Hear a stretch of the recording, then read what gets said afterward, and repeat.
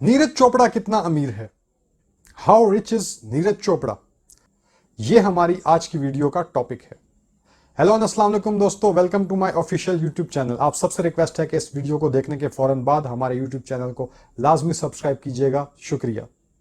Tokyo 2020 Olympics में जो मुनक्किद तो 2021 में हुए थे, लेकिन चूंकि होने 2020 में थे इसलिए टोक्यो 2020 ओलंपिक्स उन्हें कहा गया। टोक्यो 2020 ओलंपिक्स में जेवलिन थ्रो के मुकाबले में गोल्ड मेडल जीतने वाला नीरज चोपड़ा पेरिस 2024 ओलंपिक में दूसरे नंबर पर रहा और सिल्वर मेडल यानी चांदी का तमगा हासिल किया।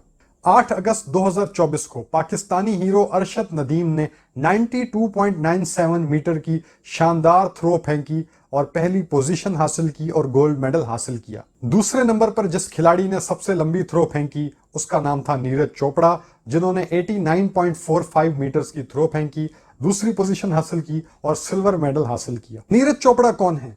2016 से नीरज चोपड़ा इंटरनेशनल लेवल पर जेवलिन थ्रो के मुकाबले खेल रहे हैं। अरशद नदीम ने भी इसी दौरान जेवलिन थ्रो के मुकाबले खेलना शुरू किए थे और नीरज चोपड़ा के साथ उनकी एक राइवलरी बन गई थी, लेकिन ये बड़ी फ्रेंडली राइवलरी थी। दोनों एक दूसरे की बड़ी हेल्प करते थे। नीरज चोपड़ा चूंकि सीनियर थे उनसे, हालांकि एज उन दोनों की तकरीबन बराबर ही है, लेकिन नीरज बहुत पहले से जेवलिन थ्रो के मुकाबले खेल रहे हैं और बड़े लेवल की फैसिलिटीज हासिल कर चुके हैं, बड़े लेवल पे जेवलिन थ्रो के मुकाबले खेल चुके हैं। अरशद नदीम ने 2016 में पहली मरतबा एशियन गेम से कोई थोड़ा सा कोई बड़ा मुकाबला देखा था। उससे पहले अरशद नदीम सिर्फ नेशनल लेवल पर ही खेलते थे। तो जो फैसिलिटीज जेवलिन थ्रो के मुकाबले में नीरज चोपड़ा ने हासिल की हैं, अरशद नदीम को वो फैसिलिटीज अभी तक उस तरह नहीं मिल सकी। तो दोनों एथलीट्स के दरमियान बड़ा अच्छा ताल्लुक है, बहुत अच्छा रिलेशन है, लेकिन आज इस वीडियो का टॉपिक है कि नीरज चोपड़ा कितने अमीर हैं। भारतीय मीडिया ने एक रिपोर्ट शाया की जिसमें नीरज चोपड़ा के असासे जाहिर किए गए। भारत में ये ट्रेंड काफी अरसे से चल रहा है, प्लेयर्स के जो उनके एसेट्स हैं वो डिक्लेयर किए जाते हैं, ओपनली पब्लिक को बताया जाता है कि कौन सा खिलाड़ी या कौन सा अदाकार कितना अमीर है, उसके पास कितना पैसा है। पाकिस्तान में चूंकि ऐसा रिवाज नहीं है इसलिए हमें नहीं पता चल पाता कि किस खिलाड़ी या किस अदाकार या किस सियासतदान या किस बिजनेसमैन के पास कितना पैसा है। लेकिन चूंकि भारत में काफी अरसे से ये मामला चल रहे हैं तो भारत में लोग तो फखरिया तौर पे बताते हैं कि हाँ जी मेरे पास 500 करोड़ है, मेरे पास 1000 करोड़ है, मेरे पास 5000 करोड़ है या मेरे पास 10,000 करोड़ है, मैं इतनी दौलत का मालिक हूं। भारत में लोग फखरिया तौर पर बताते हैं। पाकिस्तान में अलबत्ता इस चीज का रिवाज नहीं है। पाकिस्तान में लोग अपनी आमदनी छुपा के रखना पसंद करते हैं। तो भारतीय मीडिया ने नीरज चोपड़ा के असासे पब्लिक में डिक्लेयर किए, ओपनली सारी दुनिया को बताया कि नीरज चोपड़ा के अब तक के जो असासे हैं ओलंपिक्स 2024 के बाद वो तकरीबन 4.5 मिलियन डॉलर्स हैं, जो कि भारतीय रकम में अगर देखा जाए तो 37 करोड़ भारतीय रुपए, जबकि पाकिस्तानी रकम में देखा जाए तो 125 करोड़ पाकिस्तानी रुपए बनते हैं। तो दोस्तों भारत में ये एक अच्छा रिवाज है कि जो भी खिलाड़ी है, अदाकार है, पॉलिटिशियन है, बिजनेसमैन है, उसके एसेट्स पब्लिकली डिक्लेयर किए जाते हैं, पब्लिकली दुनिया को बताया जाता है, ऑफिशियली बताया जाता है कि कौन सा खिलाड़ी या कौन सी कंपनी जो है वो कितनी अर्निंग करती है, कितना पैसा कमाती है। ये चीजें पब्लिकली डिक्लेयर की जाती हैं। पाकिस्तान में अब तक ऐसा कोई रिवाज नहीं है, लेकिन भारत में ये सिलसिला पिछले कुछ 10-12 साल से जारी है। नीरज चोपड़ा की आमदनी के जराए क्या हैं? इंटरनेशनल कॉम्पिटिशंस जो वो खेलते हैं, मुख्तलिफ मुकाबले खेलने जाते हैं, वहां से ठीक ठाक पैसा मिलता है। दूसरी चीज है ब्रांड इंडोर्समेंट। तो नीरज चोपड़ा बहुत सारे ब्रांड्स के एम्बेसडर हैं, उनको इंडोर्स करते हैं, उनके लिए कैंपेन्स करते हैं, आउटडोर कैंपेन्स भी करते हैं, टीवी कमर्शियल्स भी करते हैं, वहां से भी उन्हें ठीक ठाक आमदनी हो जाती है।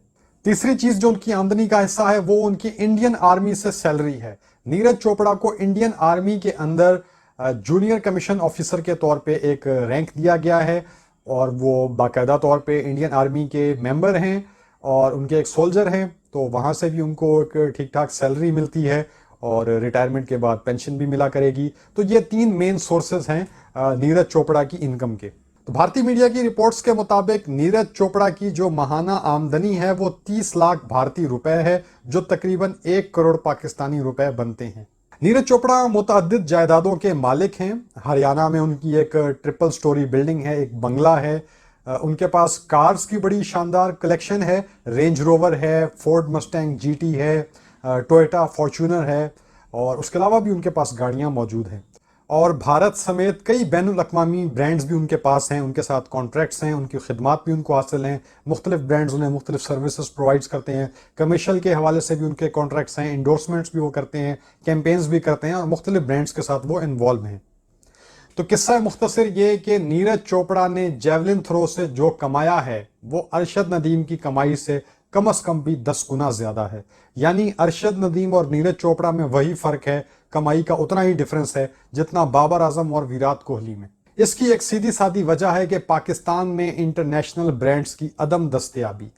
तो अब भारत के जो खिलाड़ी सिर्फ जेवलिन थ्रो से या दीगर खेलों से जो माली फवायद हासिल कर सकते हैं, वो पाकिस्तानी एथलीट शायद गोल्ड मेडल जीत कर भी हासिल नहीं कर सकते।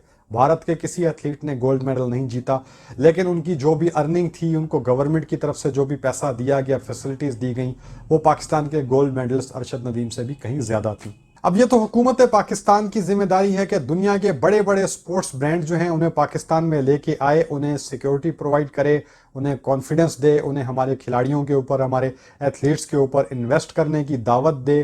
तो ये तो हुकूमत की जिम्मेदारी है, क्योंकि भारतीय हुकूमत जो है वो स्पॉन्सर्स को अपने मुल्क में लेके आती है, फैसिलिटेट करती है, उनको वहाँ पे जो है ना वो ग्रूम करने का और अपने आप को डेवलप करने का मौका देती है। तभी वो ब्रांड जो है मुख्तलिफ खिलाड़ियों को जो है उनके साथ कॉन्ट्रैक्ट करते हैं, उनको अपना ब्रांड एम्बेसडर बनाते हैं। तो ये हुकूमत का काम है स्पॉन्सर्स लेके आना। तो अब हुकूमत पाकिस्तान की भी जिम्मेदारी है कि ये बस सिर्फ ये इनामों का ऐलान कर देना और इस तरह की चीज़ें करना अच्छी बात है, लेकिन ये काफ़ी नहीं है।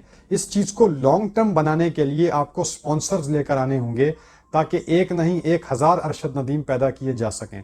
तो किसी एक खिलाड़ी की पजीराई करना यकीनन अच्छी बात है, लेकिन लॉन्गर विजन ये होता है, लॉन्ग टर्म में अगर आप सोच रहे हैं, अगर आप दूरअंदेशी की निगाह से देख रहे हैं, तो आपको स्पोर्ट्स के जो बड़े टॉप के ब्रांड्स हैं, आपको नाइकी को लाना पड़ेगा, एडिडास को लाना पड़ेगा, प्यूमा को लाना पड़ेगा, आपको इस तरह दीगर जो ब्रांड्स हैं, रीबूक को लाना पड़ेगा। मुख्तलिफ किस्म के जो इंटरनेशनल स्पोर्ट्स ब्रांड हैं उन्हें आप लेकर आएँ और उनसे कहें कि हमारे क्रिकेटर्स को या हमारे जो हॉकी प्लेयर्स को, ख़ासतौर पे वो खेल जो कि स्पॉन्सर से महरूम है, क्रिकेट को तो चलो स्पॉन्सर्स मिल जाते हैं, लेकिन हॉकी प्लेयर्स को, स्क्वॉश प्लेयर्स को, और जो हमारी एथलीट्स होते हैं, रनिंग के प्लेयर्स हो गए, स्प्रिंटर्स हो गए, जेवलिन थ्रो के प्लेयर हो गए, दीगर जो खिलाड़ी हो गए, वेट लिफ्टर प्लेयर हो गए, इन्हें भी अच्छे बड़े दुनिया के जो टॉप लेवल के जो स्पॉन्सर्स हैं वो इन्हें मिलने चाहिए।